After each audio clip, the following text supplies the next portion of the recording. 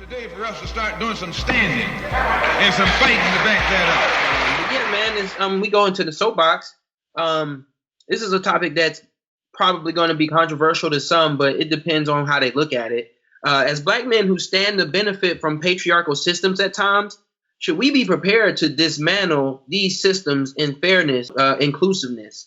I know for myself, working in a corporate environment, there have been times where I've felt proud to be the black man walking around with the suit on, looking clean and everything like that. And I just wanted to reflect on those times when I think about this. Is like the patriarchy that we see in the world that can be oppressive to everyone.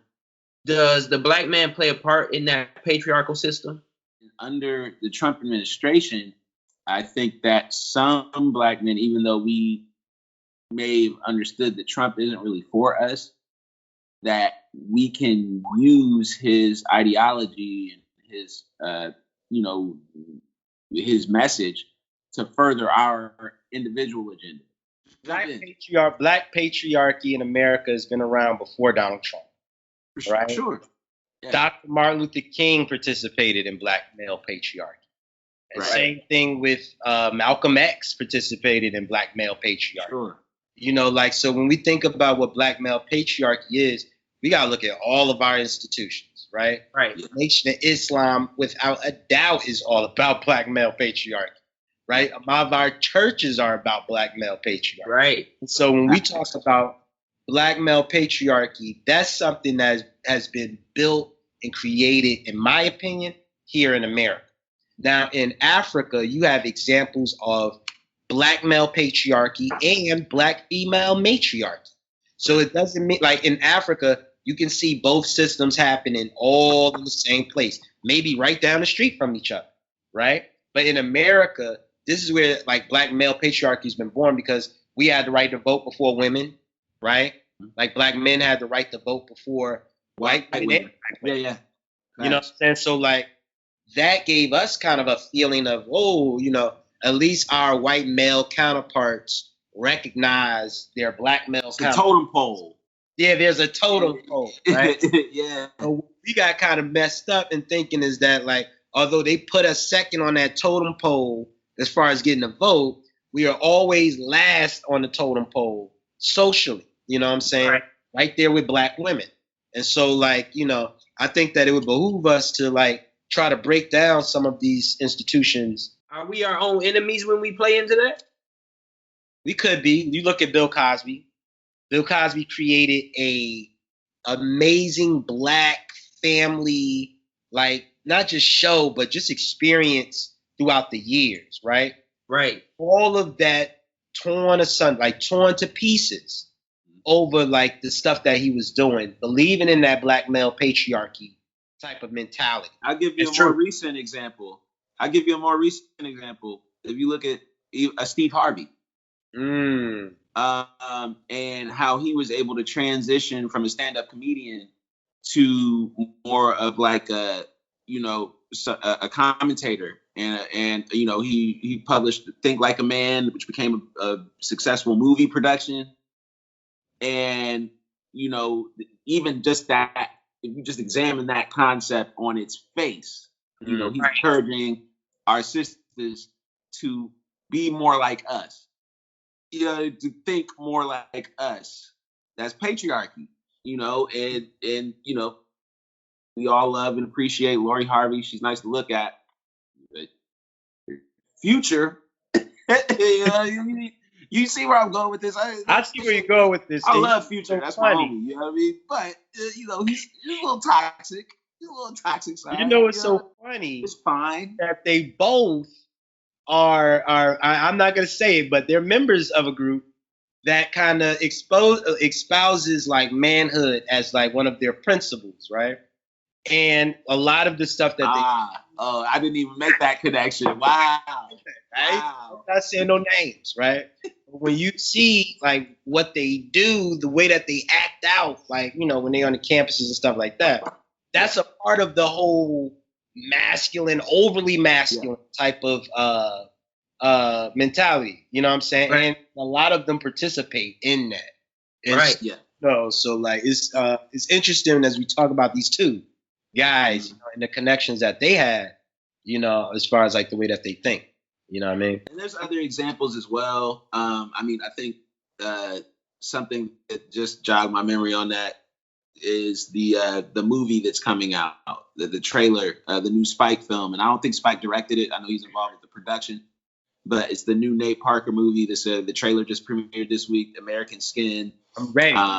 And I was, you know, I saw a lot of feedback from people we went to school with talking about his past and saying, I'm never going to support somebody who was, you know, even though he was acquitted, he's a rapist or whatever.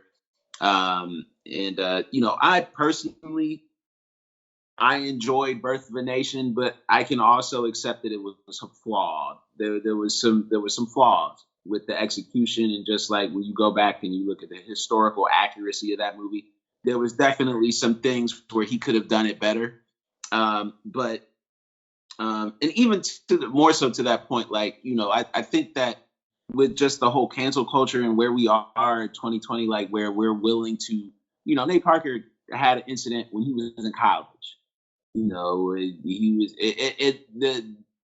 the tragedy of that whole situation is that, yes, you know, the girl that accused him eventually later ended up committing suicide. And I think that adds another layer to it. Because people get really triggered when his name comes up. And this brother hasn't really, he's not like Cosby, where he was going on speaking engagements talking about how we need to pull our pants up and da-da-da-da. Like, he's been, you know, he's a relative new face. Right. It was like just that one incident from however many years ago, people are still bringing it up.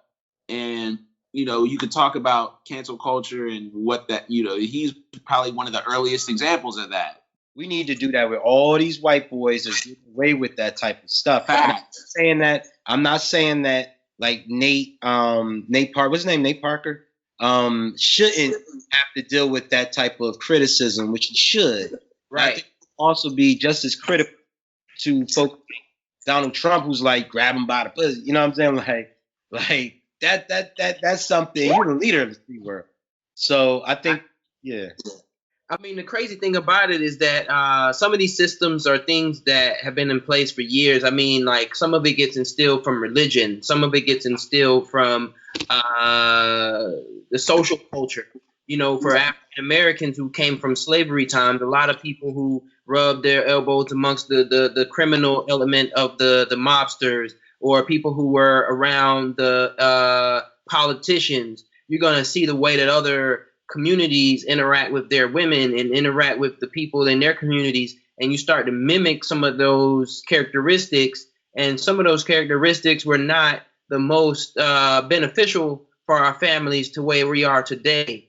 So when it comes to some of these patriarchal systems that I'm talking about, it does come to mind that you know, the Papa was a Rolling Stone come to mind, but at the same time, we have kids who grew up without their fathers due to women who had children out of wedlock, or, you know, she was the mistress, or, you know, you were the second, you know, on the side chick, you know, and you had children with this man. So sometimes those things come in, but I think that it's time for us to start as men looking at these systems that are playing in what hurts a lot of other people. See, if we want to look at it from that angle, though, right? Right. I think that that's not something new, right? Like, that's not something new. Men fathering children by different wives, different women, and stuff like that. That's definitely an African thing. Right. We got kind of caught up here in America as far as trying to figure out how to pair like the way the Westerners do things with the way that we did things. I feel like that kind of became an issue. Like, the difference is being straight up. Yeah, but like, that's the difference. It's like in Africa, they were straight up like, look, you my wife, you my, and it was actually no, but look, it was a way of keeping the community together, because you didn't have children that didn't have a father. All the children of the community had a father, because the guy that was coming to see mom was dead. Right. I'm saying, and so like that right there, that was a way of Africa trying to fix its like orphan population or like children that are born out of wedlock. You know what I'm saying? Men will have more than one wife, but you have to take care of that wife. I think Right. So if you weren't a man of means, then you weren't even if you weren't in a position to be able to adequately care for multiple. You would it wasn't even a thought. So you know I'm just gonna say this. Y'all heard of Masego? He's a new artist, R&B artist. He's got a little EP out, but there's one of my favorite songs right now is Polygamy by Masego. I'm not saying I subscribe to that lifestyle, but I'm just saying I understand the point you were making about, you know, us as people trying to merge our concept of monogamy and like what a monogamous relationship looks like, which also existed historically in our culture as well. But like more you so said, than polygamy. yeah, if you weren't a man of means in stature, you didn't even have that choice to make. Shouldn't want it. Yeah, Right. That's 1 and 2 cars. Right. Like that, it wouldn't even be a thought. You know what I'm saying? It would be sin actually, because then you're not only can you not take care of yourself, you can't take care of like these women that you done brought on. You know what I'm saying? To help you. You know what I'm saying? And so I think in America we kind of got that type of idea mixed up. Like we still in Africa, we've always believed in like monogamy, meaning like the man and the woman like that's the union, right? Right. Now, if you have somebody outside of that, usually the woman would choose, not even the man. So the man don't even choose like, oh, we need another woman in the house. It'd be the woman to say, we need another woman in this house. It's very disrespectful as the man to say that, because for the woman, how she gonna feel when she like, okay, you could say that you want a woman to help with these chores, but we really know why you saying that. Right. Right, exactly. So it had to come from her, like, oh no, we need more women. I'll take care of the market, da da da da da. Versus the man, like, oh yeah, I want. But, I mean, systems like that even service to kind of put men in a place of prominence, and sometimes women don't benefit from those types of systems in some cases. So are those types of things that we need to be willing to dismantle in the future, like if it's a situation? I don't think we should, because it happens on a flip-flop in East Africa. So in East Africa, you have women who will have multiple husbands. You know what I'm saying? They will have multiple men. That was the woman would be considered the heir of the child's. Fair enough. Yeah, you know what I'm saying? And so that type of lineage type of thing. Whereas like the man that she sleeps with or has a child with was just merely like the donor kind of. Like, right. Mother is the person that passes down the lineage and stuff.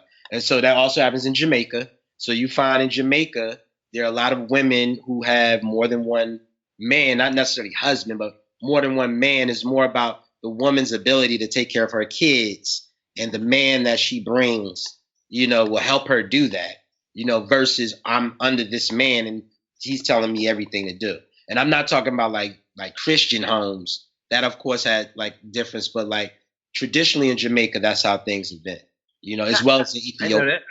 Yeah. I ain't know that.